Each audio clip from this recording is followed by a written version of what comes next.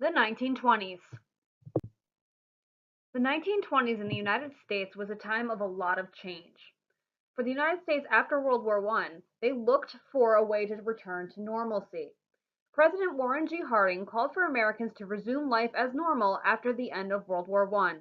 An example of this is factories stopped producing more products and went back to making consumer products such as cars, zippers, and even clothing.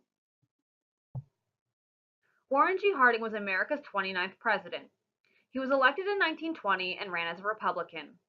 Harding supported the growth of private business. He was also known for appointing his friends to cabinet positions. This cabinet earned the nickname Ohio Gang because they were involved in illegal drinking and gambling. He was also known for being involved with the Teapot Dome scandal. Secretary of the Interior Albert Fall, who was a friend of Harding, rented federal land to an oil company and accepted a bribe for doing this. Since this was illegal, he became the first cabinet member to be sent to prison and convicted of a crime. This didn't make Harding look very good because, like I said, it was one of his friends that he had put in that position. When Warren G. Harding died of a heart attack in 1923, his vice president, Calvin Coolidge, took over. During Coolidge's presidency, he favored a laissez-faire approach in terms of business. This meant that the government shouldn't be involved in private business matters.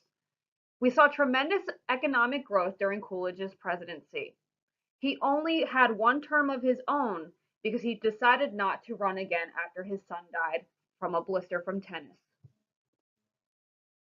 The United States, after World War I, decided to break down their military and encourage disarmament, much like the rest of the world. This is a reduction or limitation of military arms. It is during the 1920s that the United States also became fearful of the Soviet Union, formerly known as Russia, due to its new communist beliefs.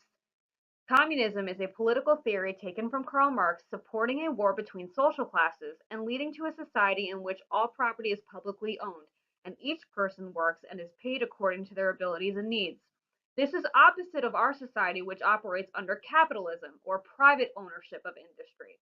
Because it was the complete opposite, the United States began to fear that a revolution would also take place here, just like in Russia.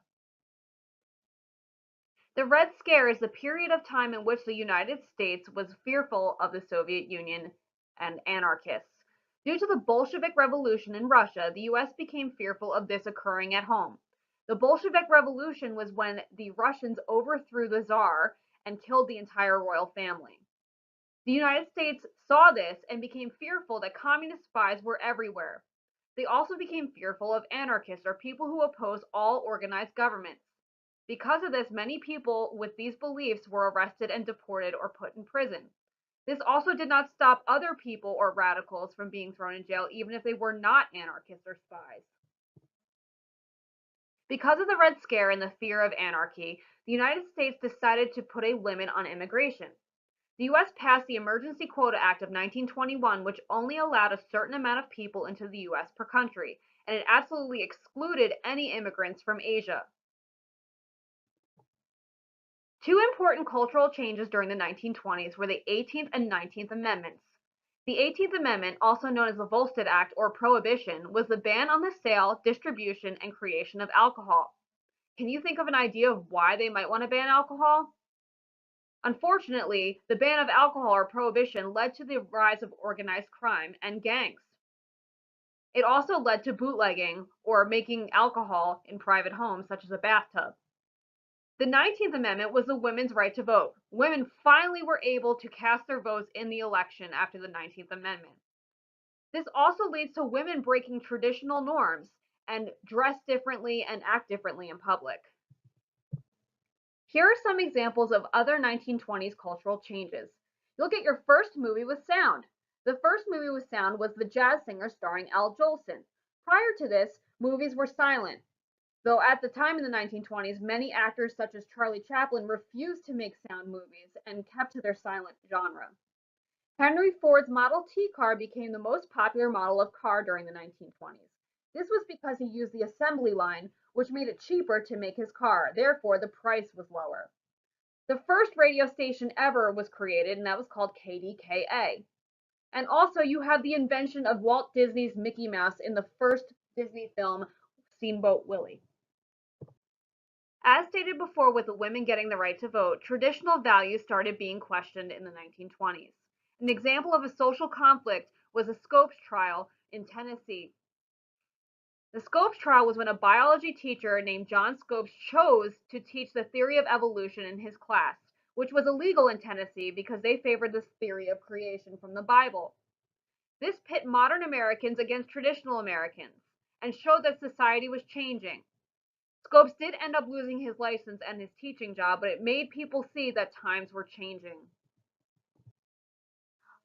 Another social conflict of the 1920s started with the Great Migration. The Great Migration was when African Americans left the South to move to cities such as Chicago and New York City in search of economic opportunity. Though when they moved up to the North, they realized that not many places will accept them. This caused racial tensions, which eventually developed into riots, mostly in Chicago. It's also during this time that we see a resurgence of the Ku Klux Klan. Prior to this, they had all but disappeared after Reconstruction, but during the 1920s, you will see a lot of KKK members holding government positions in the South as well as some Northwestern states. This would continue into the 1930s.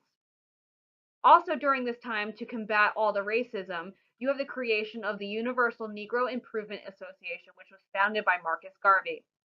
This promoted African American pride and unity, and also encouraged them to move back to Africa. However, many people were not actually from Africa, they were born in the United States. But still, it showed that African Americans were trying to band together to fight all the hatred against them. This is not everything we're going to learn about the 1920s, but in review, the 1920s was a time of social and economic change in the United States. Can you give me some examples of that? These would be the reasons why the 1920s was nicknamed the Roaring Twenties.